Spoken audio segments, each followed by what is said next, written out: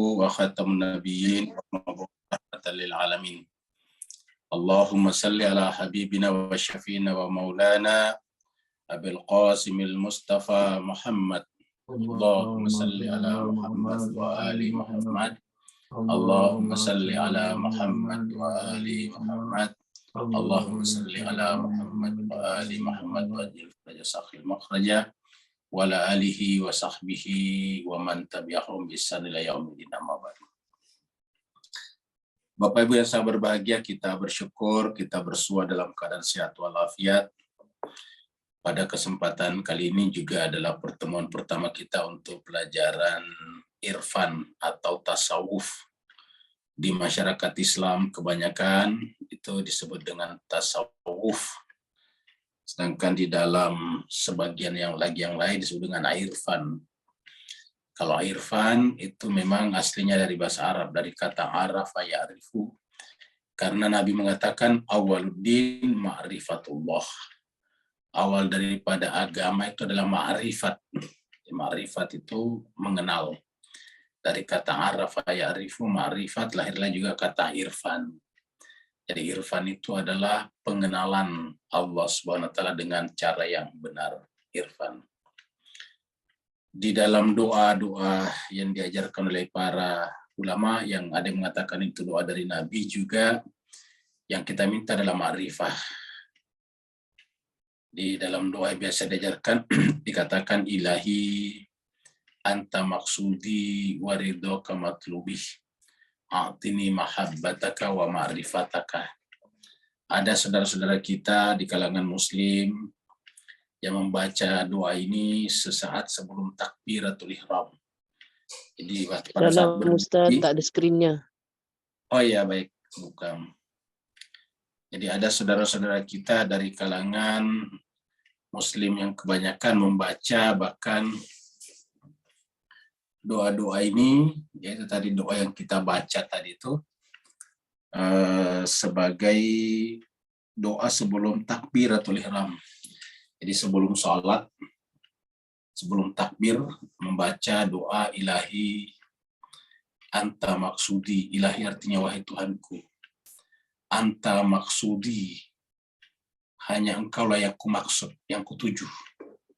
Waridhoka matlubi, dan hanya ridhomu lah yang kucari.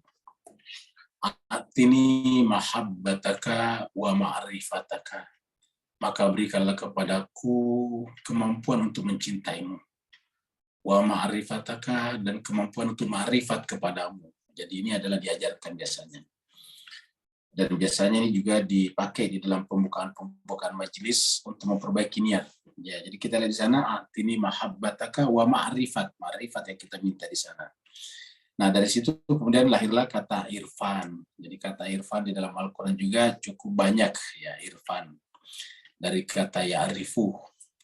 Nah, jemaah sekalian, pada pembahasan kita yang lalu kita sudah selesai juga membahas membahas dua tema, dua judul berkenaan dengan ini ya. Ini kita judulnya adalah irfan amali, ini irfan amali. Nah, kita sudah dua kali tema, amali 1, amali 2, ini kita sudah bahas di sini. Ini amali 1, ya ini dia. Ya, judulnya adalah ini, kita lihat ke atas, ini dia. Pasal 1, pengenalan umum irfan amali dan tasawuf islami. Kemudian yang kedua ini ya, kedua tentang tarekat syariat, ya, syariat, tarekat dan ma'rifat. Ya, ini kita lihat. Nah, ini mana? Ya, ini epistemologi irfan. Jadi epistemologi irfan ini berbicara nanti tentang tarekat. Ya, tarekat. Nanti di sini kita akan jumpa dengan tarekat. Ya, mana pembahasannya. Ya, jadi ini. Ya, jadi baru sampai pasal ini. 6, syariat. Jadi ini terakhir ini. Syariat, tarekat, dan hakikat. Ini yang kita bahas terakhir. Jadi ada syariat, tarekat, dan hakikat. Nah, jemaah sekalian, ini ma'rifat tidak dimasukkan. Terkadang ada juga syariat, tarekat, hakikat, ma'rifat dan hakikat. Sebetulnya kita sudah sampaikan bahwa ma'rifat ini harusnya masuk dalam kategori syariat. Karena syariat yang benar itu adalah datang dari Allah dan kita tidak bisa mengakui syariatnya kalau kita tidak mengenalnya. Jadi makanya terkadang syariat ini dikabulkan dengan ma'rifat. Tapi apapun, kata syariat itu sendiri artinya jalan. Jadi jalan. Tarekat juga adalah jalan. Kalau syariat ini adalah jalan yang berasal dari pengetahuan, dari ilmu, dari ma'rifat. Sedangkan tarekat ini adalah jalan yang lebih khusus. Ya, setelah pengetahuan itu kita temukan, kita menempuh perjalanan semacam suluk, nah baru kemudian sampai kepada hakikat. Nah, ini terakhir pembahasan kita. Nah, jadi Bapak Ibu sekalian, seperti mana juga filsafat atau hikmah tadi petang, kita bahas dulu secara umum tentang untuk apa kita belajar irfan. Ya, untuk apa kita belajar irfan? Tadi sore, tadi petang, kita sudah membahas ini. Ya, jadi kita lihat ini 3 jenis tingkatan ilmu tadi ini, tingkatan ilmu. Ya. Ilmu yakin, ainul yakin, hakul yakin. Jadi kemudian ada yang menyamakan ilmu yakin itu sebagai syariat, ainul yakin itu sebagai tarekah, lalu hakul yakin sebagai hakikat. Nah, seperti itu. Nah, tetapi apapun kita sampaikan bahwa ini harus berjalan, harus bergerak ya, dari ilmu dari tidak tahu apa-apa, lalu kemudian sampai kepada ilmu yakin, baru ainul yakin, baru hakul yakin. Ini berjalan. Nah, proses perjalanan ini kan harus ada bimbingannya, yaitu pedomannya. Makanya pada saat kita membaca Al-Quran memperkenalkan dirinya sebagai hudan. Alif lam mim zalikal kitabu la raiba fihi hudan, itu petunjuk ya. Jadi petunjuk itu artinya apa? Petunjuk pelaksanaan. Jadi kalau kita mau jalan harus ada petunjuknya, ada guidance-nya. Jadi hudan di situ adalah guidance ya. Kalau ada guidance kan harus ada guide-nya. Guidance itu petunjuknya, guide adalah orang berikan petunjuk sesuai dengan petunjuk tersebut ya. Itu namanya guide. Jadi ada guide, ada guidance.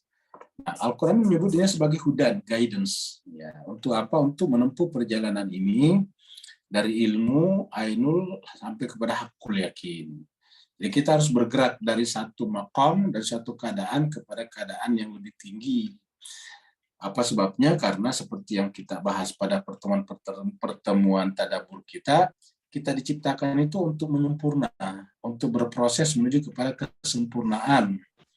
Di dalam surat Al-A'la dikatakan, Sabbihisma rabbikal a'la alladzi khalaqa fasawwa. Khalaqa fasawwa itu dia menciptakan, dan penciptaan itu mengikuti hukum yang kita bahas tadi petang dengan amr menuju kepada apa? Fasawwa, menuju kepada kesempurnaan gitu. Jiwa kita itu memang diciptakan Allah untuk bergerak, untuk pindah, untuk naik menuju kepada kesempurnaan. Di dalam surat Asy-Syams dikatakan wa nafsin wa ma sawwaha. Jadi wa nafsin wa ma sawwaha. Demi nafs dan apa-apa yang membuat nafs itu bisa menjadi sempurna. Wa nafsin, nafs, wa ma sawwaha, ma dan apa-apa sawwaha yang bisa membuatnya menuju kepada kesempurnaan. Nah, kita sudah bicarakan tadi siang bahwa ada 4 tadi. Ya, di sini tadi ada 4 jenis wujud. Ya, ada di luar, tidak ada di dalam diri mental kita. Tidak ada di luar, tidak ada di dalam. Ya, ada di luaran dan ada di dalam. Ya. Dan yang terakhir tidak ada di luar, tidak ada di dalam. Jadi ketiadaan murni. Ya, kalau ini adalah ada di luar, ada di dalam, ya seperti benda-benda, pohon-pohon. Ada di luar, tetapi ada juga dalam pikiran kita. Bahwa Bapak Ibu bisa mengerti apa yang saya katakan karena menggunakan bahasa yang sama-sama ada dalam pikiran kita. Kalau saya menyebut misalnya sapi, Bapak Ibu mengerti, karena sapi yang saya maksud sama dengan sapi yang terkonsepsi, yang tersimpan di dalam pikiran atau jiwanya Bapak Ibu semuanya. Coba kalau tidak tahu bahasa sapi, misalnya saya menggunakan bahasa Arab, ya tentu menjadi banyak yang tidak mengerti. Kenapa? Karena apa yang ada dalam pikiran kita, mental kita tidak sama. Nah, jadi ada di luar, ada di dalam, itu adalah benda-benda. Seperti itu. Sedangkan kalau tidak ada di luar, ada di dalam, ya itu adalah seperti halusinasi. Orang percaya kepada hantu, tuyul, dan sebagainya, itu tidak ada. Yang ada dalam Al-Quran itu adalah benda mati, kemudian tumbuh-tumbuhan, kemudian hewan-hewan, terus kemudian manusia, terus kemudian ada jin, ada malaikat, dan seterusnya, ada roh, dan sampai kepada Allah. Itulah tingkatan-tingkatan keberagaman. Apa itu tuyul? Tidak ada, ini hanya ada di daerah tertentu. Saya yakin ikhwan kita di Malaysia dan Singapura mungkin tidak mengerti juga apa itu tuyul. Ini tuyul hanya ada di Indonesia. Seperti mana misalnya kalau kita bicara tentang apa namanya apa itu sihir apa namanya ya semacam hantu-hantu dalam tradisi orang Eropa dan Amerika, kita tidak mengerti juga. Ya, kenapa? Karena itu hanya ada pada mereka. Dan konsep-konsep tuyul ini sesuai dengan budaya. Misalnya kalau tuyul di Indonesia atau di Asia Tenggara, Malaysia dan Singapura, itu bayangannya biasanya pakai pocong, pakai kain kafan, kan begitu. Karena kita di Asia Tenggara kan dibungkus pakai kain kafan. Sedangkan kalau misalnya di Eropa, Halloween itu kan biasanya pakai jas, pakai dasi, nah kan begitu. Kenapa? Karena di sana orang pakai dasi dan pakai jas kalau meninggal. Orang meninggalnya orang Kristen itu dipakein jas dasi kalau meninggal. Jadi kalau menjadi tuyul atau menjadi hantu, ya dibayangkannya juga pakai jas, pakai dasi. Nah, itu kan berarti kultur sebetulnya. Artinya bahwa bayangan kita itu muncul dari apa yang kita saksikan dari kebudayaan kita. Kalau tuyul itu benar-benar ada kan harusnya konsepnya sama. Seperti misalnya manusia, sama di mana-mana. Walaupun warna kulit kita berbeda, walaupun postur kita berbeda, tapi sama. Sama-sama kepalanya di atas, sama-sama kupingnya kiri kanan, sama-sama kalau berbicara dengan lisan atau mulutnya, ya tidak ada bedanya. Maka kita lihat sama-sama bisa makan makanannya, makanan orang Eropa bisa dimakan oleh makanan orang Asia, makanan orang Asia bisa dimakan oleh makanan oleh orang Afrika misalnya, bisa. Karena kita sama. Ya, yang berbeda apa? Yang berbeda paling cara kita berpenampilan, bajunya berbeda misalnya. Kita di Asia Tenggara cenderung pakai sarung, kain. Sedangkan di Eropa nggak pernah kita lihat ada orang pakai sarung. Ya, makanya jangan jualan sarung gajah duduk di Eropa, tidak akan laku. Itu kenapa? Karena mereka tidak terbiasa pakai sarung. Ya, kitanya terbiasa pakai sarung. Ya.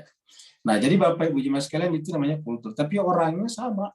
Nah, kalau berkaitan dengan tuyul ini, sihir itu tidak ada, tidak ada kesepakatan. Kenapa? Karena itu adalah muncul dari cerita-cerita tradisional di suatu tempat tertentu seperti itu, ya. Jadi namanya tidak ada di luar, tapi ada di dalam diri kita. Tidak ada faktanya, tidak ada kenyataannya. Ya, jadi itu hanya ada di dalam cerita-cerita. Apa artinya dalam cerita? Dalam benak-benak kita. Sedangkan yang ada di luar dan ada di dalam, kata ke atas. Yang ada di luar dan tidak ada di dalam, yaitu Tuhan Allah Subhanahu Wa Taala. Dia ada, ya. Tetapi dia tidak bisa kita pikirkan. Nah, pertanyaannya, kalau kita tidak pikirkan, bagaimana dengan yang tadi tingkatan ini? Di mana posisinya? Nah, seperti itu. Nah, maka oleh sebab itulah kita butuh irfan. Karena irfan nantinya itu menggerakkan kita dari yang empirikal kepada yang rasional sampai kepada yang spiritual. Nah, ini yang kita bicarakan. Jadi tingkatannya seperti ini kalau kita bicara irfan. Ya. Kita bicara irfan.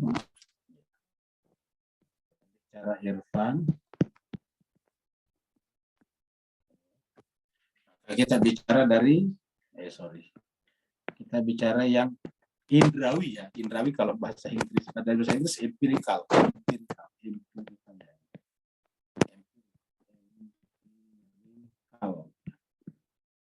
Kita sebutnya saja indrawi, ya. bisa dijangkau panca indera, bisa dilihat, bisa didengar, bisa dipegang, itu namanya empirikal. Seperti misalnya air kan bisa kita pegang, terasa basah, bisa kita minum, bisa kita lihat. Yang kedua, bersifat rasional. Ya. Rasional itu bisa dipikirkan, seperti contohnya matematika, itu bisa dipikirkan 1 tambah 1, 2, dan seterusnya. Itu rasional. Ya, jadi rasional itu kita sebut dengan aklia. Jadi ini adalah akli. Ya.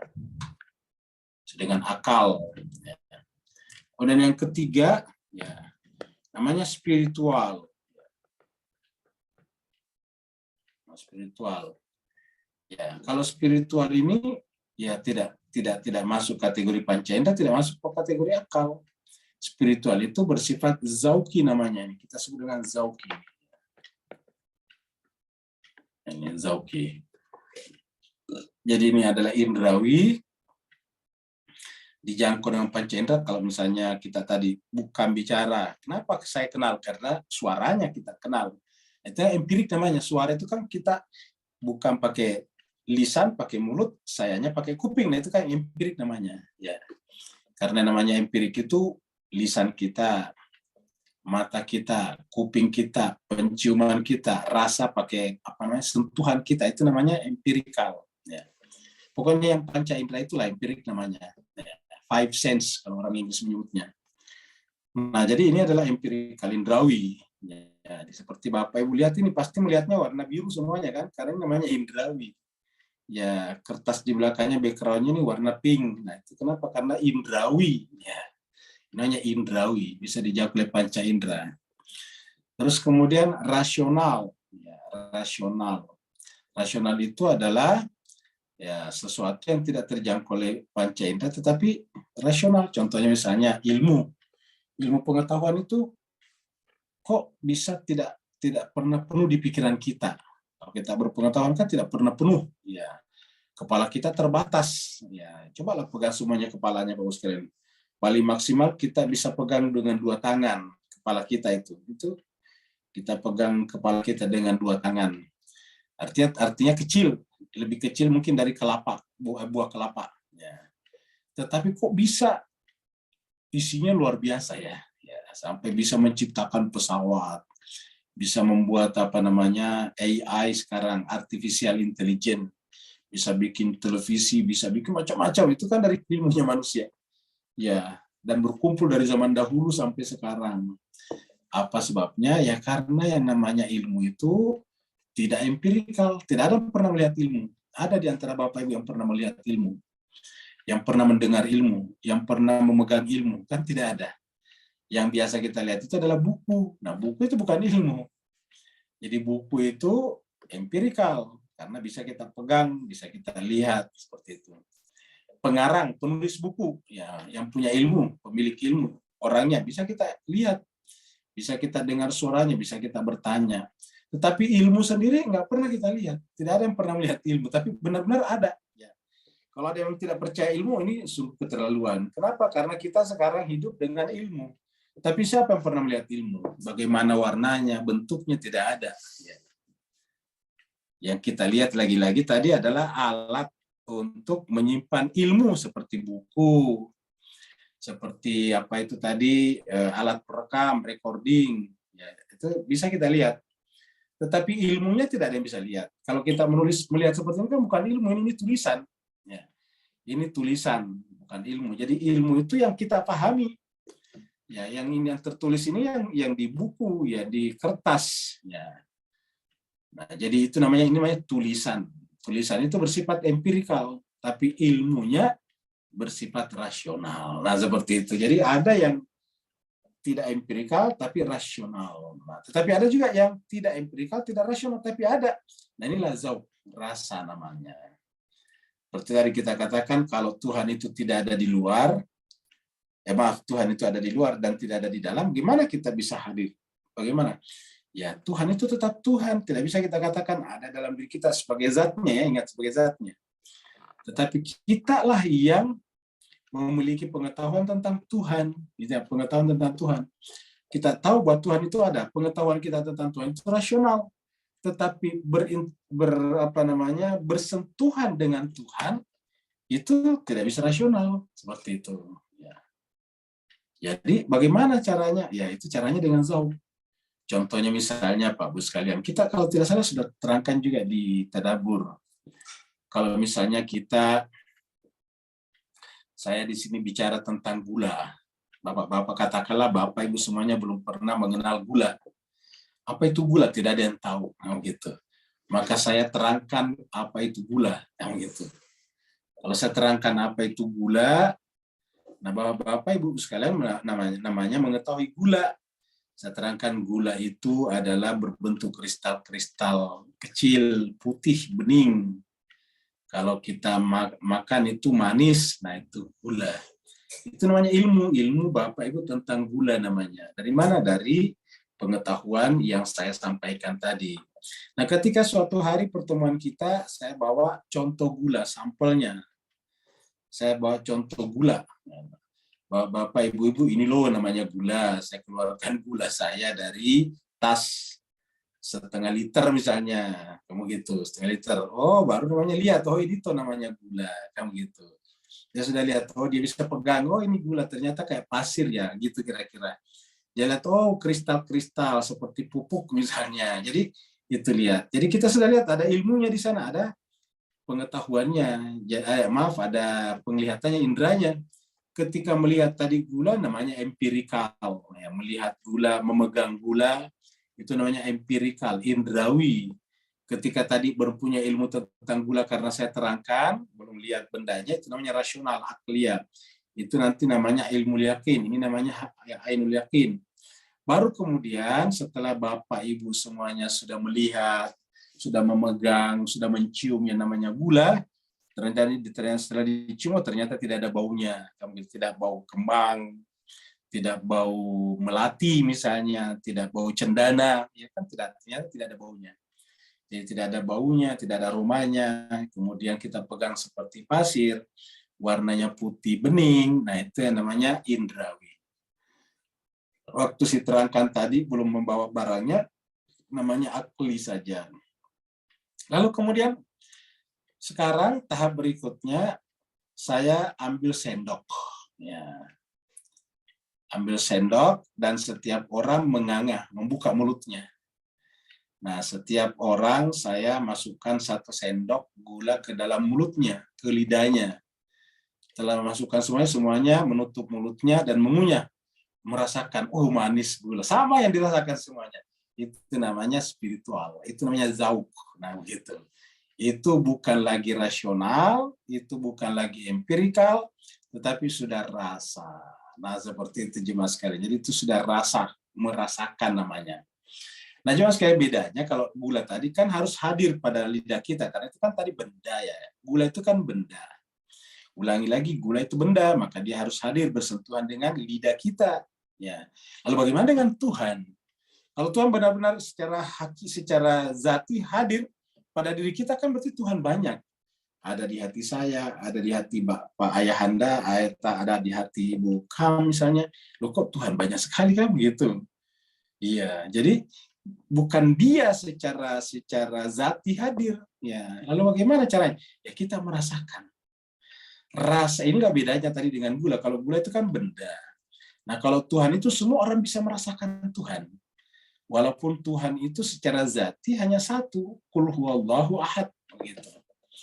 Nah, maka kita katakan jiwa kita itu adalah arasnya Tuhan, karena melalui hati kita lah kita bisa membersihkan diri sehingga kita bisa merasakan Tuhan, gitu. Ketika kita merasakan Tuhan, tetap rasa kita ada pada diri kita, alat perasa kita yaitu jiwa kita, dan Tuhan tetap ada pada posisinya sebagai Tuhan. Ya. Tidak membuat Tuhan terbagi-bagi. Tuhan yang dirasakan Ibu Kam, Tuhan yang dirasakan Ibu Khairia, Tuhan yang dirasakan misalnya yang lain, itu tidak seperti itu. Tuhan yang dirasakan Bu Indri, enggak begitu. Tuhan yang kita rasakan sama, tetapi Tuhannya sendiri tidak terbagi-bagi, karena beda dengan gula tadinya. Kalau gula yang saya rasakan pasti beda dengan gula yang dirasakan Ibu Kam, walaupun sama rasanya. Kenapa? Ya karena yang namanya gula itu dibagi-bagi. 1 sendok diberikan kepada si A, 1 sendok lagi kepada si B, gula 1 sendok diberikan ke B, beda deh. Bukan gula 1 sendok diberikan ke A. Kenapa? Yang diberikan ke A sudah ditelan. Jadi nggak mungkin lah diberikan kepada B begitu. Tapi kalau berkaitan dengan spiritual, rohaninya itu tidak terbagi. Makanya semua yang bersifat spiritual nanti tidak terbagi. Iya, tidak terbagi. Sama bahkan rasional juga tidak terbagi. Mulai dari sini tidak terbagi. Yang terbagi itu di sini. Kenapa terbagi di sini? Karena dia bersifat kuantitatif. Jamak tadi, plural, bisa dibagi-bagi. Ya, kalau di sini nggak, contohnya tadi ilmu. Misalnya saya menerangkan ilmu irfan. Apakah ilmu saya kurang? Jawabannya tidak. Wah, misalnya di sini ada peserta katakanlah 20 orang. Berarti ilmu irfan saya terbagi 20 nih. Begitu, ada bagian yang diambil oleh si A, ada diambil oleh si B, ada diambil oleh si C, nya 20. Kalau begitu akhirnya ilmu saya habis nih ceritanya. Nah, kalau ilmu tidak seperti itu. Walaupun yang mendengarkan itu 10, 100, 1000, 1.000.000 orang, ya tetap tidak habis ilmunya yang memberikan ilmu itu. Kenapa? Karena ilmu itu tidak bisa dibagi-bagi. Ilmu itu tidak kuantitatif. Ilmu itu tidak plural. Ilmu itu tidak parsial. Ilmu itu adalah satu kesatuan. Ya, seperti itu. Nah, kalau ilmu saja sudah begitu, apalagi spiritual. Maka terkait dengan spiritual ini tidak ada kaitannya dengan pembagian. Ya, ini sama semuanya. Apa contohnya spiritual? Katakanlah cinta. Nah, cinta. Ya. Cinta itu kan spiritual. Nah, cinta ini tidak bisa dibagi-bagi. Misalnya kita punya anak 1. Begitu anaknya 2, maka anak yang pertama tinggal dapat setengah cinta. Anak yang kedua tinggal setengah cinta lagi, 50%. Kemudian istri kita melahirkan lagi, sudah 3 anak. Maka anak pertama tinggal sepertiganya, sudah hilang sebagiannya lagi. Iya. Yang nomor 2 sepertiganya, yang nomor 3 sepertiganya juga, masing-masing sepertiga. Nah, tidak begitu. Nanti punya anak lagi 4, lah tambah sedikit. Cinta kepada yang pertama tinggal 1/4, yang kedua 1/4, yang ketiga 1/4, dan seterusnya yang keempat 1/4. Enggak begitu. Bagaimana kalau anaknya 12 orang? Wah, tinggal sedikit. Satu anak cuma dapat 1/12. 1/12 saja coba. Jadi 1/12 artinya apa? Cuma 0,12 dia dapat. Itu kan sedikit sekali. Nah, untungnya cinta tidak seperti itu. Ya. Kita punya 12 anak, atau bahkan ada orang yang punya anak 20, tetapi cintanya tetap sama pada semuanya. Kenapa ya? Karena cinta itu tidak bisa dibagi-bagi. Kenapa? Dia adalah bagian daripada spiritualitas, zauq. Ya. Jadi kalau biasa kita dengarkan ada lagu, saya tidak ingin cintamu kepada saya dibagi, itu jelas tidak tahu yang namanya cinta. Cinta itu bukanlah yang bersifat empirik di sini. Cinta itu bukan benda, cinta itu bukan materi. Kalau cinta materi itu bisa dibagi-bagi. Iya, tapi kalau yang namanya spiritual, zauq ya tidak bisa dibagi. Nah, inilah yang akan dibahas di dalam irfan. Ingat, irfan. Jadi kalau filsafat itu berbicara tentang hakikat yang ini, hakikat yang ini, hakikat yang ini, maka kalau irfan itu adalah bagaimana kita bergerak dari alam ini, naik ke alam ini, naik lagi ke alam ini. Nah, ini disebut dengan perjalanan, namanya suluk. Namanya kalau di dalam masyarakat disebut dengan tasawuf. Perjalanan tarekah, ada tarekah, ada jalan yang harus ditempuh. Nah, jadi inilah irfan. Jadi kalau filsafat tidak menggerakkan kita, cuma menyampaikan apa itu benda-benda yang empirik. Nah, serangkailah begini, dia empirik karena dia terdiri daripada materi dan bentuk, sehingga kita bisa lihat ya kalau ada bentuknya belum tentu ada materinya. Tapi kalau ada materinya pasti bersama dengan bentuknya.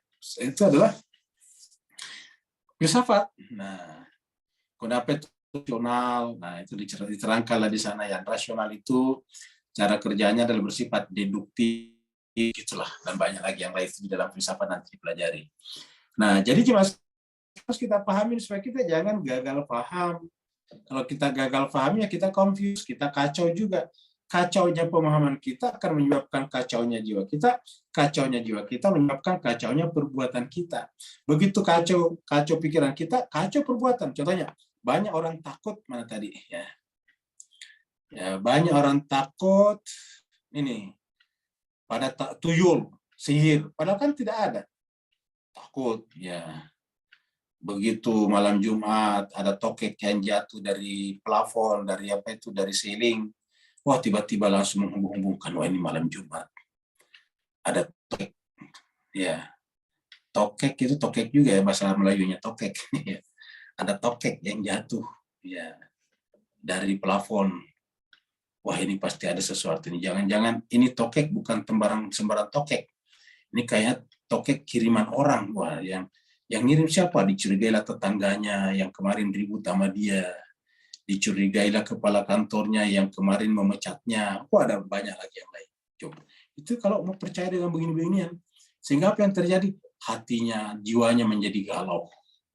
Akhirnya jiwanya menjadi confused, menjadi kacau balau. Begitu kacau balau dan isinya adalah halusinasi semuanya, akhirnya dia membayangkan hidupnya tidak berarti lagi. Sudah terlalu banyak orang yang tidak menyukainya, akhirnya dia minta istrinya loncat sama-sama ke dalam kali. Nah, seperti itu. Banyak yang seperti itu, Pak Ustaz. Nah, karena merasa dirinya dikejar-kejar oleh tuyul, padahal tuyul tidak ada. Ya, merasa dirinya disihir sama orang, padahal sihir tidak ada. Ya, ada sihir tetapi tidak ada aslinya. Itu tadi kita bicarakan ini, tidak ada di luar, tidak ada di dalam. Ya, tidak ada di luar, tidak ada di dalam. Ya, maaf, tidak ada di luar, ada di dalam. Kita pikirkan ada, tapi tidak ada aslinya, tidak ada. Tidak ada di luar, ada di dalam. Ya, di dalam Al-Quran bicara misalnya Tuhan-Tuhan kecil, itu kan tidak ada sebetulnya Tuhan, tidak ada Tuhan batu, Tuhan pohon kayu, tidak ada. Ya, tetapi ada di dalam pikiran manusia. Ada orang percaya kalau pohon-pohon bisa disembah, kan gitu. Ada orang percaya bahwa di pohon-pohon itu ada Tuhannya tersendiri. Hujan punya Tuhannya tersendiri, seperti itu. Dan Tuhan itu butuh makanan, dikasihlah sajian-sajian, sesajen, kan begitu. Nah, itu kan ada kepercayaan seperti itu. Nah, inilah banyak orang yang misalnya selalu mendapatkan bisikan, bunuh dia, akhirnya kerjanya dia mengejar-ngejar orang. Ya. Itu ada seperti itu. Itu sebetulnya adalah halusinasi. Kenapa? Karena dia ada pada dirinya, padahal tidak ada di luar.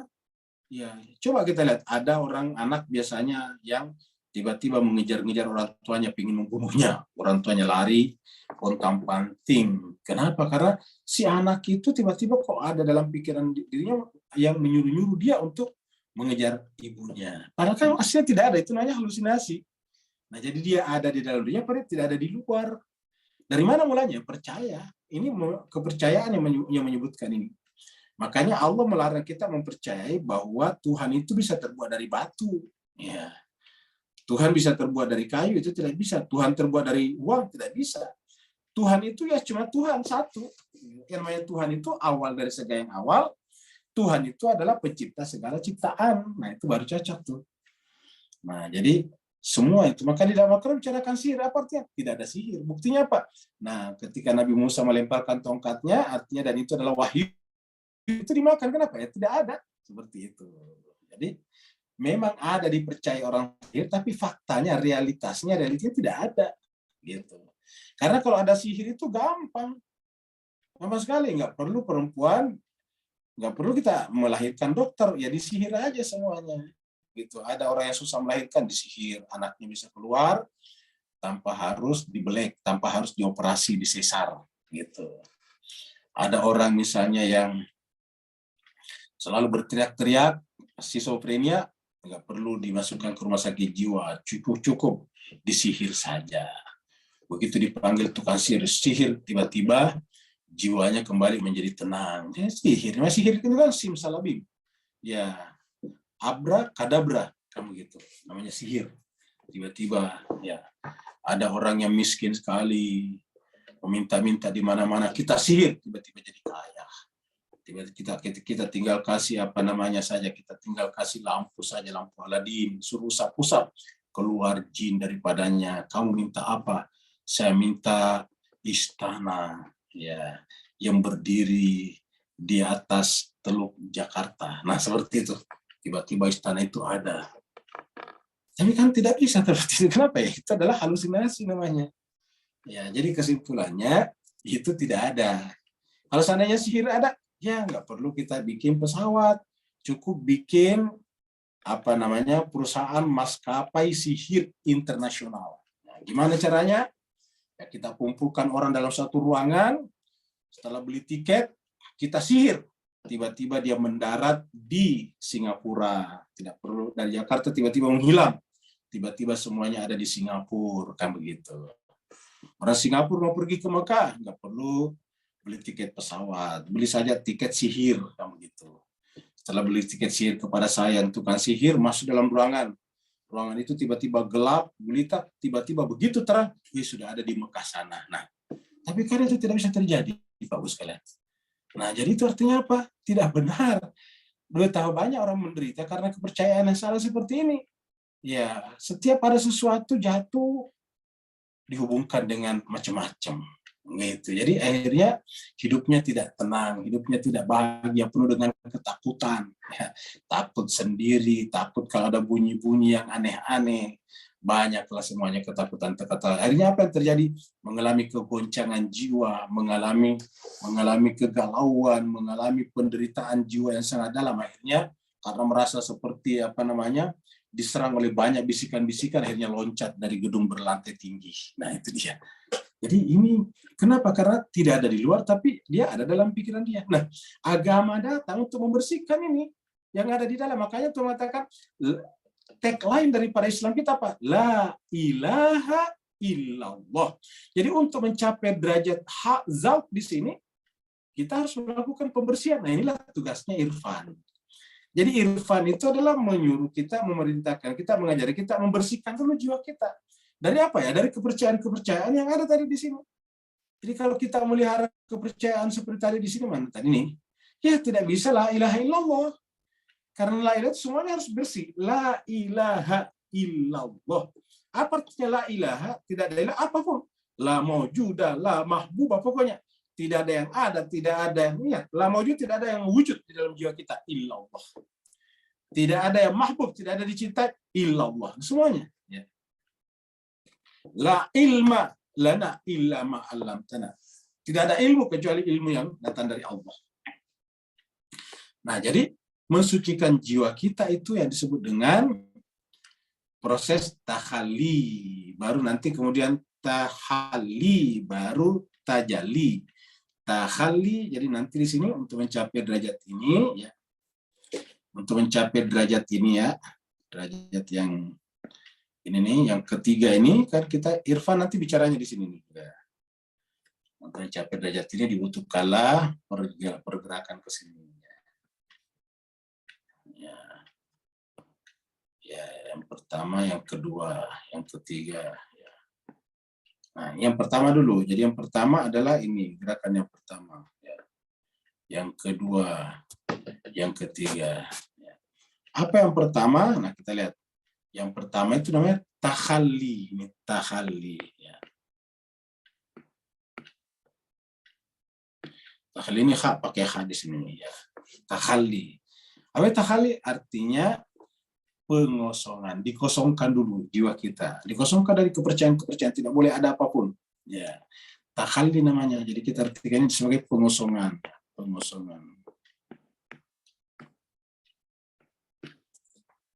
Baru kemudian yang kedua adalah tahalli. Nah, ini baru kemudian yang kedua adalah tahalli. Ini adalah tahalli. Nah, jadi tadi hak, ini tadi hak, ini hak, ini hak ya. Namanya pembersihan ataukah pengkondisian. Nah, gitu.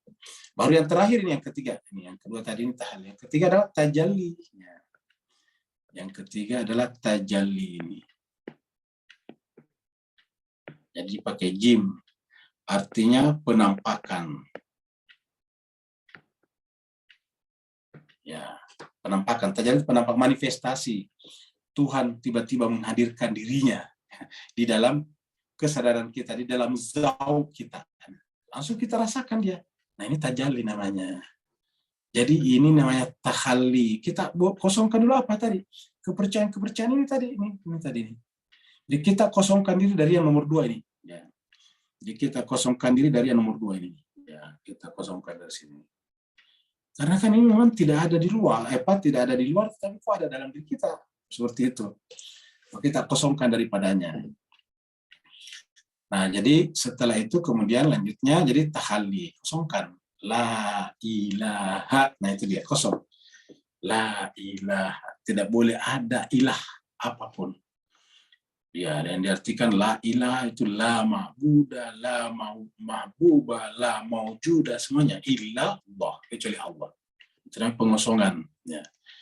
Setelah kita kosongkan di sini, lalu muncul namanya tahalli, pengkondisian. Ini pengkondisian. Nah, apa itu pengkondisian? Gini kira-kira. Kalau tadinya kita hal itu kita mengosongkan jiwa kita dari sifat-sifat buruk, sifat-sifat buruk itu sifat-sifat zulm. Zulm itu zalim, zulmani. Jadi kita keluarkan semua sifat-sifat zulmani, termasuk tadi kepercayaan yang tidak masuk akal.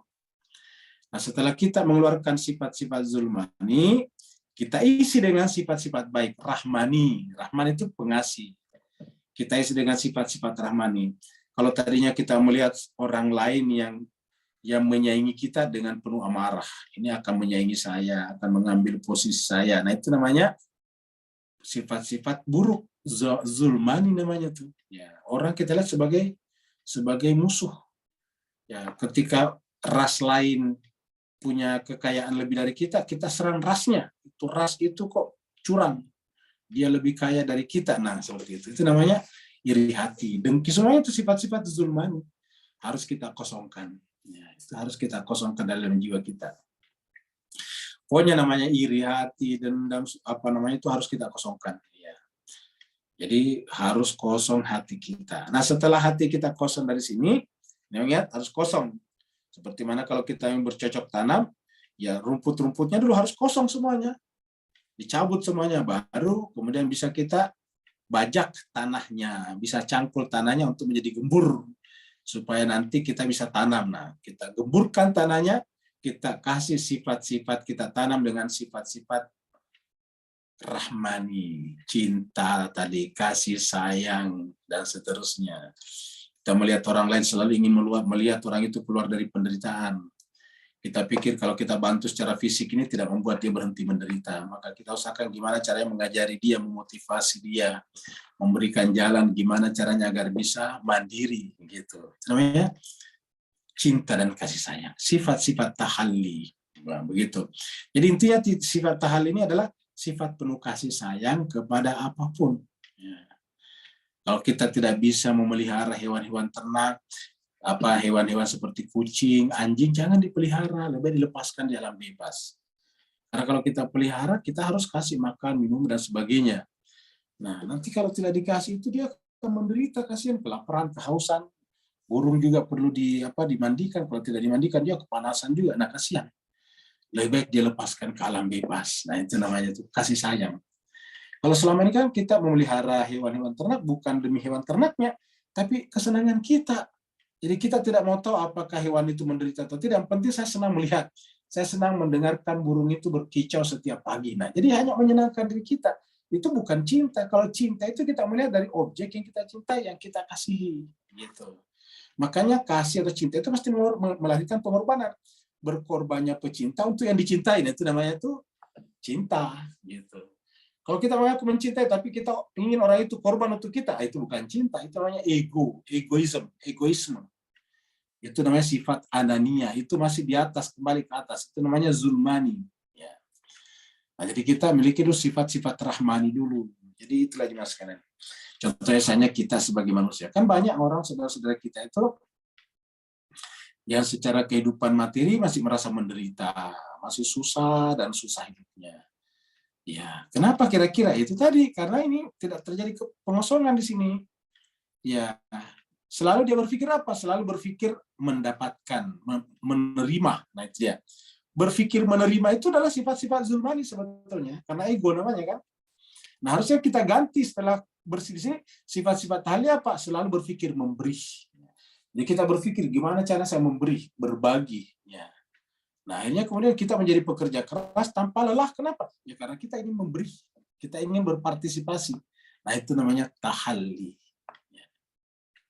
Makanya kan Nabi mengatakan tangan di atas lebih mulia daripada tangan di bawah. Kenapa? Karena kalau tangan di bawah di sini, tangan di atas di sini. Ya. Jadi, tahalli itu adalah mengkondisikan jiwa kita agar muncul yang disebut dengan apa namanya, muncul yang disebut dengan sifat-sifat Rahman. Ingat, Rahman itu kasih sayang. Ya. Sifat-sifat Rahmaniyah. Jadi ada sifat-sifat Rahmaniyah Tuhan. Ya. Kenapa sifat-sifat Rahmaniyah Tuhan? Karena memang jiwa kita itu sebetulnya diciptakan dengan nafs Rahmani juga. Ya. Jadi kita diberikan nafs Rahmani, bukan nafs Zulmani. Dari mana kita tahu? Allah mengatakan fitrat Allah. Nah, kata-kata fitrat Allah siapa? Ar-Rahman, fitrat Ar-Rahman. Makanya hamba yang sudah terisi jiwanya dengan sifat-sifat Ar-Rahman disebut dengan ibadur Rahman. Ibadur Rahman. Jadi orang yang sudah terisi jiwanya dengan sifat-sifat ini disebut dengan ibadur Rahman. Ya. Ibadur Rahman, alladzina yamshuna 'alal ardi hauna. Makanya sifat-sifatnya orang seperti itu indah. Kalau sudah sampai di tingkat ini, mari kita lihat surat.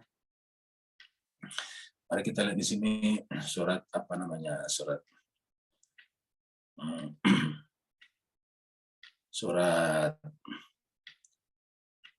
25 ini ya. Ayatnya 63. 63 ini. Ini dia. Wa ibadur Rahman. Sebetulnya kan ini adalah ibadullah sebetulnya. Tapi Allah di sini tidak menggunakan nama Allah, tapi menggunakan nama Ar-Rahman. Ya. Karena kalau dia ibadullah, maka dia adalah hamba yang pengasih. Artinya bahwa dia adalah menyerap sifat-sifat kasih, ini pengasih, kasih sayang Allah. Jadi siapa yang sudah menjadi ibadur Rahman, hamba Allah yang Rahman, maka dia adalah penyerap sifat-sifat kasih sayang dari Allah. Sehingga apa tandanya? Alladzina. Tanda-tandanya adalah orang itu yamshuna, kalau dia berjalan di muka alal ardi, kata berjalan di muka bumi itu tidak harus jalan kaki. Pokoknya beraktivitas, bergaul, berinteraksi di antara kehidupan di muka bumi, entah dengan manusia, entah dengan alam semesta. Yamshuna alal ardi haunan, ini merendah. Kata haunan itu merendah. Iya, nggak perlu menonjol-nonjolkan dirinya. Makanya kalau dia ibadur Rahman tidak perlu dia suka flexing. Ya, kenapa? Karena dia merendah. Ya. Kalau ada orang suka flexing itu butuh pengakuan. Orang yang butuh pengakuan itu namanya orang inferior. Inferiority complex namanya. Butuh pengakuan. Ya. Apa namanya butuh pengakuan? Dia ingin mendapatkan aku. Inilah aku. Nah, itu artinya ego. Dan itu penyakit. Ya. Penyakitnya namanya dalam ilmu psikologi namanya split personality. Jadi wa ibadur Rahman alladzina yamshuna 'alal ardi haunan, merendah. Jadi orang yang sudah ibadur Rahman itu merendah. Ini sifat Rahman, nafsur Rahman, dan tadi juga nafs Rahmani tadi ya. Haunan. Wa idza khatabahumul jahilun, apabila orang jahil, orang-orang yang bodoh, orang-orang yang tidak benar, khatabahum, menyapanya ya. Berbicara atau mengejeknya. Kalau mereka merespon, menjawab dengan kata-kata yang mendamaikan, salama. Ya. Kata-katanya menyelamatkan, salama. Ya. Kalau salama, kata-katanya mendatangkan kedamaian, keselamatan. Nah, seperti itu. Ini dari sisi penampilan, dari sisi akhlak, dari sisi interaksi sosial, dari sisi interaksi ilahiyah, ketuhanan. Nah, ini dia di bawah. Walladzina yabituna, kalau dia malam-malam, dia melewati malam-malamnya lirabbihim, untuk Tuhannya, dalam keadaan sujud wa qiyamah. Sujud itu artinya penuh dengan kontemplasi, yang pada saat malam-malam itu dia menyadari kelemahannya sehingga dia butuh wali Allah sebagai patronnya, sebagai role modelnya. Wa qiyamah, lalu kemudian beraktivitas di malam hari. Qiyamah itu berdiri beraktivitas. Sujadan wa qiyamah. Nah, seperti itu. Kemudian rajin berdoa, walladzina yaquluna rabbana srif 'anna adzab jahannam, dan seterusnya. Jadi ciri-cirinya ibadur Rahman begitu. Ya, inilah dia tadi. Dan inilah yang disebut dengan tahalli. Nah, kalau itu sudah dilakukan, nanti akan Allah tiba-tiba membuat kita merasakan dirinya. Tajalli. Seperti yang kita katakan tadi, mayyasha, yang dia kehendak, tajalli. Tiba-tiba muncul di dalam kesadaran kita. Tajalli, tapi munculnya bukan karena pikiran, bukan karena empirik, tapi kok kita rasakan. Nah, itulah dia. Bedanya tadi dengan gula. Kalau gula kan benda, tiba-tiba merasa enak, merasa bahagia, merasa pokoknya enak sekali, tajalli. Ya. Dan tiba-tiba kalau kita berbicara, kok pembicaraan kita lebih berbobot, kata orang-orang lebih tasdid. Bukan apa namanya, bukan menyakiti tapi berbobot. Ya. Qaulun sadid. Qaulun sadid itu kata-kata yang berbobot, bukan syadid. Kalau syadid itu keras. Ini adalah sadida. Jadi tajalli namanya. Ini lahirlah penampakan. Ini manifestasi bertajalli namanya di sana. Najma sekalian berbahagia. Nah, untuk itulah maka kemudian dibutuhkan pembahasan kita seperti dalam buku kemarin, yaitu ini, ya ini mana tadi ini, syariat, tarekat, hakikat. Ya. Dan ini semuanya ada di Quran ini.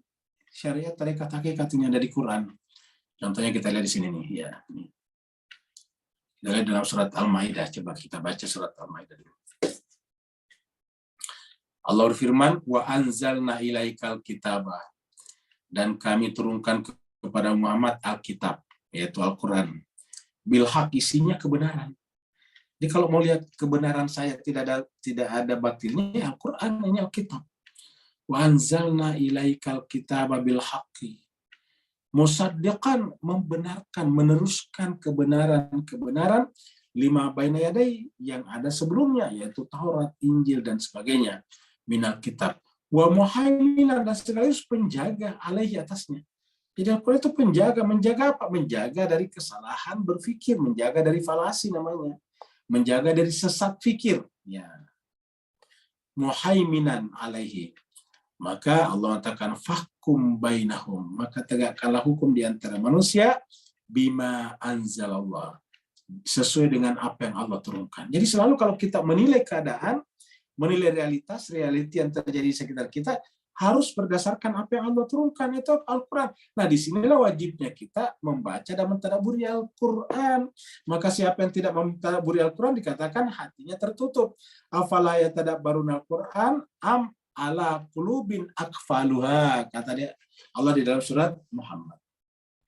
Jadi kalau ada orang tidak mentadabburi Al-Quran, kata Nabi, berarti am ala qulubin akfaluha, berarti di dalam jiwanya ada tutup, ada sumbat. Ya. Jadi fahkum bainahum bima anzalallah. Ya, wala tattabi ahwaahum, jangan mengikuti hawa nafsu mereka. Supaya tidak mengikuti hawa nafsunya, ya strict berpegang kepada ma anzalallah, apa yang Allah turunkan. Supaya kita jangan wala tattabi ahwaahum amma ja'aka minal haq. Karena ketika kita mengikuti hawa mereka, hawa nafsu mereka, setelah datang kebenaran kepada kita, ya kita ikut tersesat. Kita mundur lagi tadi di sini. Kita mundur lagi dari tajalli ke tahalli, tahalli kembali lagi ke tahalli. Start lagi dari awal. Nah, seperti itu. Seperti Adam yang jatuh lagi ke bumi di sini, seperti itu. Jadi begitulah makanya dikatakan wala tattabi ahwaahum amma ja'aka minal haqqi likullin, pada tiap-tiap manusia, umat yang Kristiani, yang Nasrani, yang Hindu, Buddha, ja'alna minkum syir'atan, masing-masing punya syariatnya. Jadi kenapa Hindu jadi Hindu? Karena ada syariat Hindunya. Kenapa Buddha jadi Buddha? Ada syariat Hindunya. Ayat ini juga bermakna bahwa setiap nabi-nabi membawa syariat, tetapi syariat itu sama, ya, seperti yang dibawa kepada Nabi Muhammad kita. Jadi likullin ja'alna minkum syir'atan. Jadi kata-kata likullin ja'alna minkum syir'atan di sini bisa bermakna agama-agama aradi. Kenapa? Karena agama aradi juga, agama bumi juga ada syariatnya, ada aturannya. Wa minhaja, dan ada petunjuknya. Dan nabi-nabi juga begitu, syir'atan wa minhaja. Walau sya'allah, seandainya Allah mau, la ja'alakum ummatan wahidatan. Kalau sekiranya Allah mau, kita jadi umat yang satu. Kenapa kita tidak satu? Ada Hindu, Buddha, macam-macam. Ya, karena memang Allah menguji kita dengan pluralitas itu. Siapa di antara kalian, siapa di antara kita yang paling arif menyikapi perbedaan itu? Bagaimana caranya? Kita lihat setiap entitas dalam perbedaan, setiap parsialitas, setiap partikularitas, kita anggap itu adalah ilahiyah. Itu namanya divine. Sehingga mengantarkan kita kepada Allah. Jadi Allah mengatakan kalau Allah mau, wala sya'allah la ja'alakum ummatan wahidatan. Walakin, akan tetapi perbedaan agama dan sebagainya itu adalah ujian bagi kita. Liyabluwakum fima atakum, untuk menguji kalian tentang syariat yang kita yakini masing-masing. Yang Kristen, saya yakinilah kekristenan kalian. Yang Hindu, yakinilah kehinduan kalian. Nggak perlu saling menyalahkan. Nggak perlu saling menyerang, nggak perlu saling Nggak perlu saling mengkafir-kafirkan. Apa yang kita lakukan? Fastabiqul khairat, berlomba-lomba untuk melakukan kebaikan. Itu kan indah agama itu. Jadi kalau Tuhan sendiri mengatakan seandainya Allah mau, Allah pasti menjadikan kalian umat yang satu. Artinya kita tidak mungkin jadi umat yang satu. Lalu atas dasar apa kita memaksa-maksa orang untuk jadi umat yang satu? Iya. Yang harus kita lakukan apa? Yaitu fastabiqul khairat. Berlomba-lombalah melakukan kebajikan. Ya. Apa sebabnya? Hindu, Buddha, Sinto, Islam, Nasrani, Yahudi, dan semuanya ilallahi marji'ukum jami'an. Semuanya kita akan dikembalikan kepada Allah. Masing-masing nanti kita bertanggung jawab di hadapannya. Ilallahi marji'ukum jami'an. Fayunabbi'ukum bima kuntum fi takhtalifun. Nanti Allah akan menyampaikan kepada kita apa yang kita perselisihkan dulu di dunia. Nah, inilah syariat yang kita katakan tadi, syariat yang benar itu syariat yang sama sebetulnya nih. Ya. Surat Musyawarah surat 42 13. Ini syariat juga nih. Syara'alakum minad-din. Allah mensyariatkan, jadi syariat itu dalam Al-Quran. Jadi syara'alakum, Allah mensyariatkan untuk kalian minad-din daripada agama. Ma wassabihi Nuhan. Syariat mana juga disampaikan atau diwasiatkan Allah kepada Nabi Nuh. Jadi syariat yang datang kepada kita yang kita sebut dengan Islam ini juga itu juga yang datang kepada Nabi Nuh. Walladzina auhayna ilaika, itu juga yang kami wahyukan kepada Muhammad. Wa ma wasaina bihi Ibrahim, itu juga yang kami wasiatkan kepada Ibrahim. Wa Musa kepada Musa, wa Isa kepada Isa, yaitu isinya sama, an aqimuddin, supaya semua orang menegakkan peraturan, keteraturan, order, tatanan. An aqimuddin. Ya. Wala tatafarraqu. Maka janganlah kita berpecah belah. Janganlah kita hanya karena satu Nasrani, satu Kristen, satu Hindu, lalu kemudian kita ribut. Itu tidak perlu. Marilah kita hidup kita harus hidup berdampingan dengan baik. Bapak Ibu sekalian, kan kita malu ya. Kalau kita ini Islam, tetapi kok bisa-bisanya tidak bisa mengatur dirinya sendiri. Diaturnya oleh orang lain. Kan terkadang orang lain mengatur kita. Ya. Mas sekalian, ikhwan kita di Singapura ini kan negara yang termasuk plural ya, dan Islamnya lebih minoritas. Tapi luar biasa kalau di sana, waktu berkunjung kemarin ke sana, dan ibu-ibu dan bapak-bapak Singapura pasti ngerti. Itu kalau kita makan di restoran-restoran atau di apa itu namanya, di tempat-tempat makan bersama, kalau di Indonesia namanya food court. Kalau kita makan di food court itu sudah ada tulisannya di situ, ya. Yang tray atau itu apa namanya, kalau di sini tray apa itu namanya, itu tatakan yang makan babi haram, di sini sempat disimpan dikumpul. Seperti itu, sudah diatur dari awal. Jadi sudah saling menghormati orang. Jadi yang makan dengan makanan yang haram, nanti traynya atau apa itu namanya, itu talangnya, tatakannya nanti disimpan di tempat yang khusus yang haram juga. Yang makanan tidak halal, non halal istilahnya. Sedangkan yang halal di sini tempatnya, itu kan sampai seperti itu. Artinya kita sudah saling mengatur. Ini yang diinginkan oleh Al-Quran kita sebetulnya. Al-Quran mengatakan, la tatafarraqu, nggak usah ikut. Maaf, sekalian, tunggu dulu minum sebentar ya.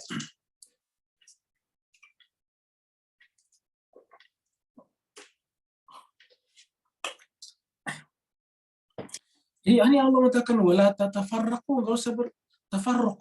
Ya. Fihi padanya. Nah pertanyaannya, siapa yang bisa melakukan ini?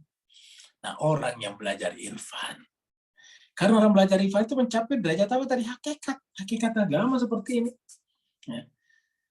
Jadi kalau kita masih ribut perbedaan sholat, perbedaan ini, ya itu berarti tidak sampai pada hakikat namanya.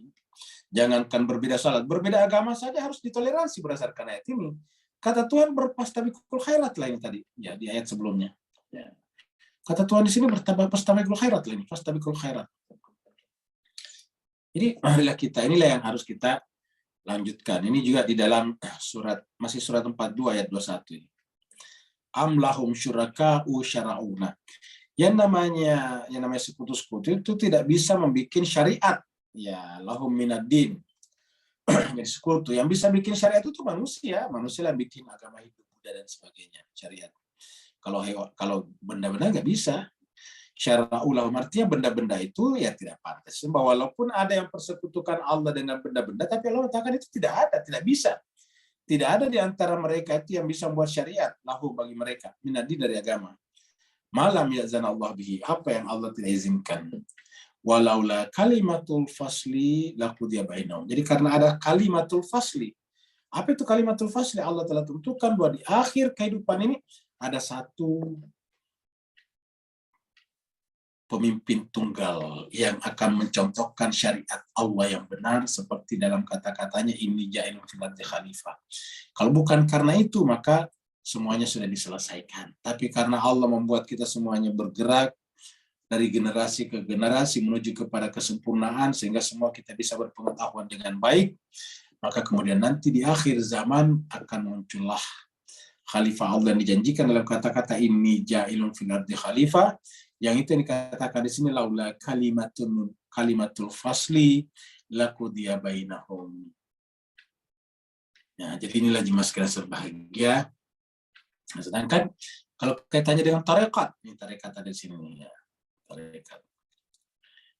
Ini surat 23 ayat 17. Walaqad khalaqna fawqakum sab'a taraik. Tarekat ini perlu ditempuh supaya apa? Sebelum kita meninggal, karena sini katakan summa innakum ba'da dzalika lamaytun. Setelah kehidupan ini berlangsung, setelah itu lamaytun, kalian pasti mati. Summa innakum ba'da dzalika lamaytun. Kemudian setelah itu kalian semuanya pasti mati. Nah, karena kita pasti mati, pasti kembali kepada Allah, maka Allah mengatakan di sini, ya. Walaqad khalaqna fawqakum, dan sungguh kami telah menciptakan di atas kalian sab'a taraik, 7 jalan. Tarekat sab'a taraik, ada 7 jalan. Kenapa di atas kita? Karena menuju ke atas ini. Walaqad khalaqna fawqakum, kata fawqa itu di atas kita. Berarti kan itu jalan spiritual, karena di atas kan, bukan di bawah. Wa ma kunna 'anil khalqi ghafilin. Dan setiap hamba harus menempuh jalan itu, dan kami akan memperhatikan siapa yang menempuh jalan itu dan siapa yang lalai. Wa ma kunna 'anil khalqi ghafilin. Kami tidak mungkin lalai dari ciptaan kami sendiri. Nah, Bapak Ibu yang sangat berbahagia,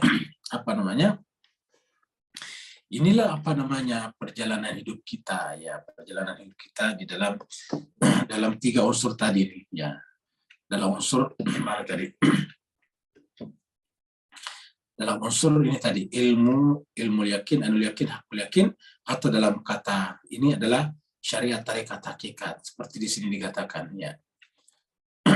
Kita lihat di sini ya. Seseorang yang menerima apa yang disabdakan oleh Nabi dan Rasul dikategorikan sebagai ahli syariat. Kalau sudah menerima, ya. Dan apabila dia juga mengamalkan apa yang dikerjakan oleh para Nabi dan Rasul, digolongkan sebagai ahli tarekat. Nah, dan apabila menyaksikan apa yang disaksikan oleh para Nabi dan Rasul, dinamakan sebagai ahli hakikat. Nah, ini di sini nih kata kuncinya nih Pak sekalian. Jadi kata kuncinya di sini ada di sini nih ya.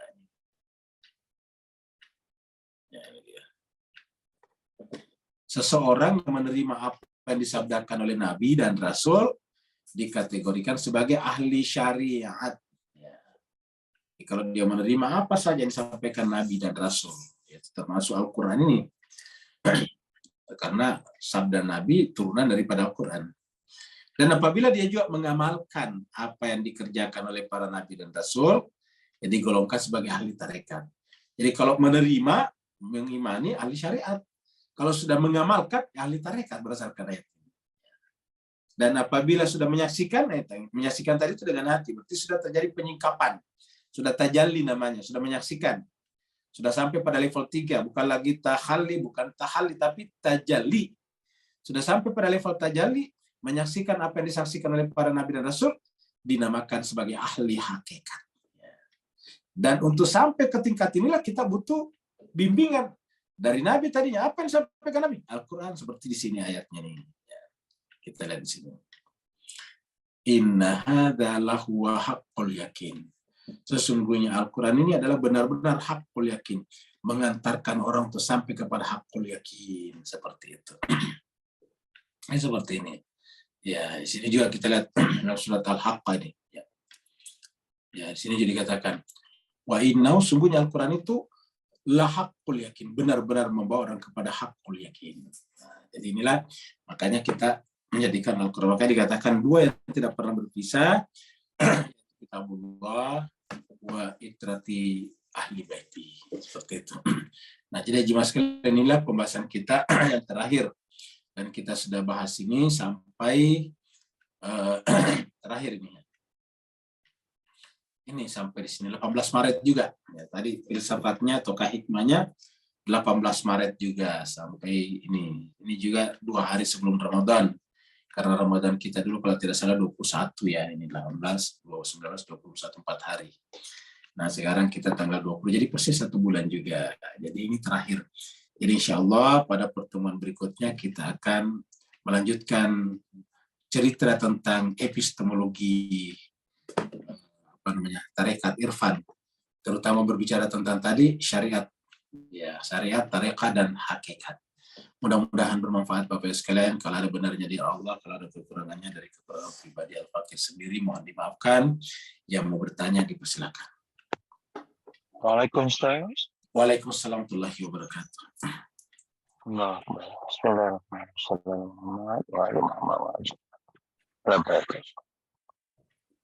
Dalam ringkasan cerita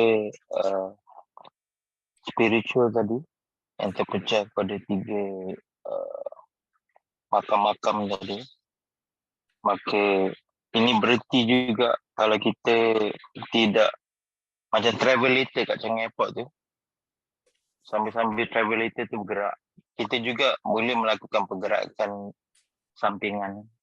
Dan ini mengakibatkan ada 3 level manusia, maka terjadi 3 level tafsiran respon jiwa. Beri pencerahan dan teguran, Ustaz. Apa? Barakallah. Baik, Bapak Ibu sekalian, menarik pertanyaan Pak Nur. Jadi Mas sekalian, kalau kita melakukan traveling ya, mohon maaf. Kalau kita melakukan traveling atau ke perjalanan ya, ini kan bahasa agamanya kan juga traveling juga, spiritual travel kan begitu.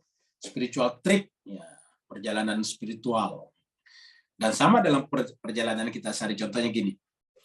Kita berjalan dari sini ke Mekah. Katakanlah dari Jakarta ke Mekah.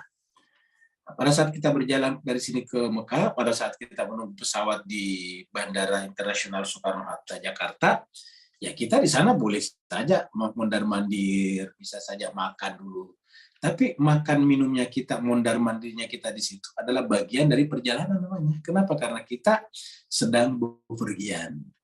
Nanti setelah kita naik pesawat, naik kapal terbang, nanti saya transit di Singapura atau di Kuala Lumpur misalnya. Pada saat transit di sana kita boleh saja turun lagi, jalan-jalan, makan makanan setempat, boleh saja. Nah, tetapi ingat, tetap statusnya kita berjalan. Ya, kalau tiba-tiba kita terlena, tertipu saking bagusnya pemandangan di Changi Airport atau di Kuala Lumpur misalnya sana, sehingga kita makanannya bagus-bagus, pemandangannya bagus-bagus, akhirnya kita lupa kalau kita ternyata bepergian, akhirnya kita ditinggalkan pesawat. Nah, berarti kan kita tertipu namanya.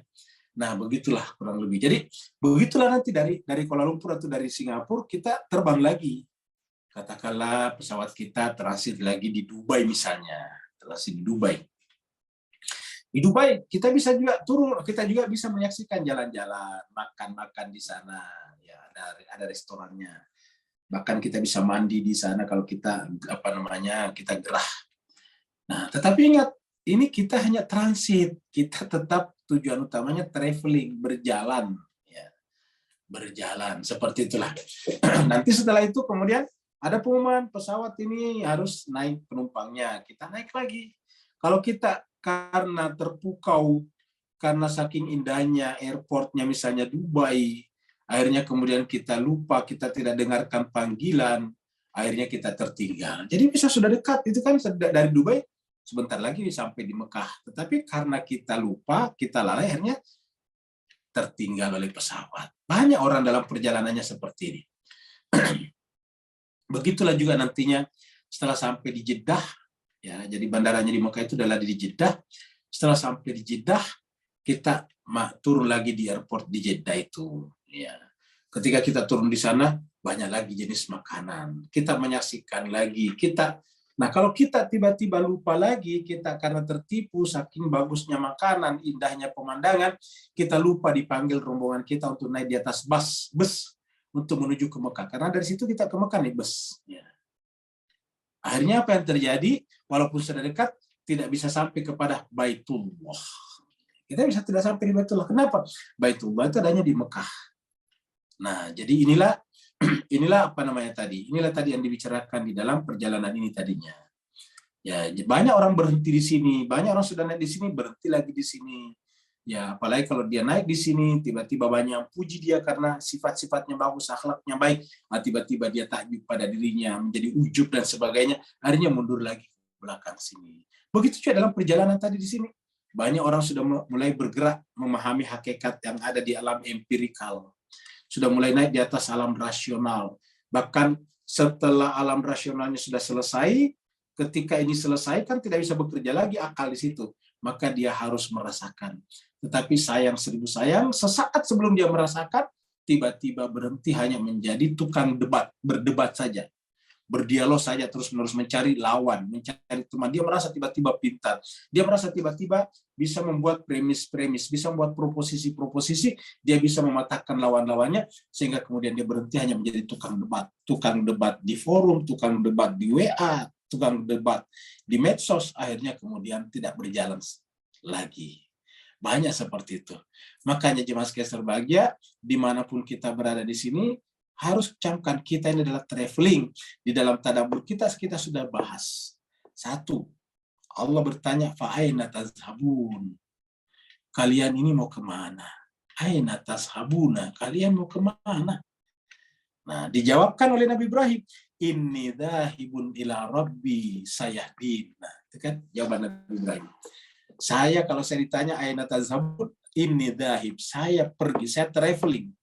Saya berjalan menuju kepada Tuhanku. Inni dhahibun ila rabbi. Walaupun pada saat itu Nabi Ibrahim meninggalkan Babilonia menuju kepada Palestina, tetapi dia tidak mengatakan inni dhahibun ila Palestina. Dari Palestina dia pergi ke Mekah, dia tidak mengatakan inni dhahibun ila Makkah, tapi dia mengatakan inni dhahibun ila rabbi. Ya. Hanya dengan menjadikan Rabbi Allah sebagai tujuan, sayahdin, Allah akan membimbing kita, mengguide kita. Ya, inilah yang diajarkan Nabi Ibrahim kepada kita. Semua kita, dimanapun kita tinggal, di Kuala Lumpur, di Singapura, di Jakarta, dimanapun di seluruh dunia, pada dasarnya kita berjalan menuju kepada Allah. Kita semuanya harus menempuh perjalanan traveling yang dalam bahasa lain disebut dengan suluk. Ya. Kita semuanya menempuh perjalanan itu. Nah, kita tentu berusaha dan terus-menerus terbimbing oleh Al-Quran, makanya perlu kita ikuti tadabbur terus-menerus. Supaya apa? Supaya jangan sampai kita seperti tadi, terpukau dengan Bandara Changi Airport, Bandara Kuala Lumpur, akhirnya kemudian kita tertinggal dari pesawat. Sampai di Dubai lagi, mendarat pesawat lagi, kita terpukau lagi dengan airport di sana, akhirnya kemudian kita tertinggal, sudah sampai di Dubai. Lebih parah lagi kalau sudah sampai di Jeddah, di Mekah, tiba-tiba tertinggal di sana. Libas, kenapa? Karena terpukau, foto-foto, selfie-selfie, makan-makan, minum-minum, di Bandara Jeddah atau di airport Jeddah, akhirnya tidak naik di atas bus dan tidak sampai kepada Baitullah. Makanya Allah mewanti-wanti kita, ingat kehidupan dunia itu adalah mata'ul ghurur. Ada kesenangan, tapi kesenangan itu bisa menipu kita. Apa artinya menipu? Membuat kita lupa kepada traveling kita. Lupa bahwa kita ini adalah inni dhahibun ila rabbi. Berikut lagi Pak sekalian. Kalau tidak ada lagi, jemaah sekalian, kita akhiri sampai di sini. Terima kasih banyak atas. Ada Ustaz. Ada di chat ya. Ada di chat. Ya, kalau nggak ada sihir, nah Danish Madiun. Kalau ada sihir, gimana dengan namanya teluh? Sama aja. Sihir ini teluh santet aja, sama-sama aja. Teluh, santet, sihir, jawabannya tidak ada. Tidak ada hakikatnya ya. Ada yang dipercaya orang, tapi tidak ada hakikatnya. Seperti juga misalnya dengan Tuhan kayu, Tuhan batu, kan dipercaya orang ada. Ada orang menyembah patung, ada orang menyembah pohon-pohon kayu. Tapi kan tidak benar, pohon kayu tidak bisa dituhankan. Pohon kayu itu adalah makhluk. Ya. Kalau dia mengatakan ada penjaganya kayu siapa? Allah. Nah, jadi harusnya menyembah kepada Allah, bukan menyembah kepada kayu ataukah batu-batu. Jadi sihir, teluh, santet, Danish itu tidak ada. Itu ada dalam kepercayaan tadi. Kita sebut tadi ada di dalam pikiran, tapi tidak ada faktanya di luar sana. Karena kalau ada faktanya di luar sana, ya tidak perlu kita mengembangkan teknologi persenjataan. Yang kita kembangkan cuma apa? Cuma keterampilan telus santet saja. Ya. KKB misalnya sekarang, tahu KKB Pak Bus sekalian, kelompok apa itu bersenjata di Papua, ya, yang menyandra siapa itu pilot pesawat Susi Air yang warga negara New Zealand. Ya harusnya ditelu aja itu, disihir supaya dia keluar ya. Tiba-tiba orang KKB semuanya tergeletak ya. Tiba-tiba semuanya perutnya buncit. Semuanya semua mencret, lalu kemudian semuanya lemas. Akhirnya pilot itu kita bisa lepaskan. Tapi faktanya kan tidak bisa, sekalian. Kita dulu dijajah Belanda 300 tahun. Kapan kita bisa melawan Belanda? Setelah Jepang memberikan kepada kita senjata. Aslinya kita dikasih senjata untuk membantu Jepang melawan sekutu sebetulnya. Dalam Perang Dunia Kedua kan, ya, kita dilatih latihan tentara baris berbaris, peta namanya. Nah, setelah kita dilatih baris berbaris, tembak menembak, kita dibagi-bagikan senjata untuk membantu Jepang di dalam melawan sekutu dalam Perang Asia pada saat itu. Tapi tiba-tiba Amerika menjatuhkan bom atom di Hiroshima dan Nagasaki. Nah, akhirnya Jepang bertekuk lutut. Nah, senjatanya kita ambil. Senjata itu kita gunakan melawan Belanda kembali ketika datang dan sekutu. Kita menang. Coba kita. Bukan karena sihir. Coba kalau Jepang mengembangkan sihir, nggak bisa melawan sekutu. Coba kalau Amerika hanya mengembangkan sihir, pakai sihirnya misalnya orang-orang Indian. Ya orang Indian juga tidak akan habis dibunuh oleh orang kulit putih. Nah, jadi seperti itulah. Jadi tidak ada sihir itu, tidak ada teluh itu. Ada dalam kepercayaan, tapi tidak ada di luaran. Seperti tuyul. Kalau memang ada tuyul, wah sudah tidak ada orang miskin di Indonesia. Tidak perlu negara bagi-bagi sembako, bagi-bagi tuyul saja. Satu orang kasih tuyul. Akhirnya setiap lewat di ATM tiba-tiba kosong isi. Bayangkan Pak, ATM itu kalau diisi, Pak Budanis, itu isinya 350 juta. Kan lumayan tuh. Ya. Tiba-tiba tuyulnya serempet ATM. 350 juta masuk di kantong kita. Kan begitu. Itu baru ATM. Bagaimana kalau tiba-tiba kita kirim ke Bank Dunia? Bank Dunia, wah lebih banyak lagi. Kita kirim ke Amerika, the Fed, Federal Reserve. Ya, lembaga Amerika, Bank Sentralnya Amerika yang punya wewenang untuk mencetak dolar Amerika. Wah, itulah hebat lagi tuh. Nah, jadi artinya tidak ada. Jadi marilah kita berhenti berpikir seperti ini. Lebih kita berpikir empirikal, rasional, dan spiritual. Nah, supaya apa? Supaya kita bisa mengatur dunia ini dengan ilmu pengetahuan dan kearifan hati. Terima kasih banyak Bapak Ibu sekalian. Ada? Syukran atas penjelasan. Afwan Bu Danisya. Terima kasih banyak. Wassalamualaikum warahmatullahi wabarakatuh.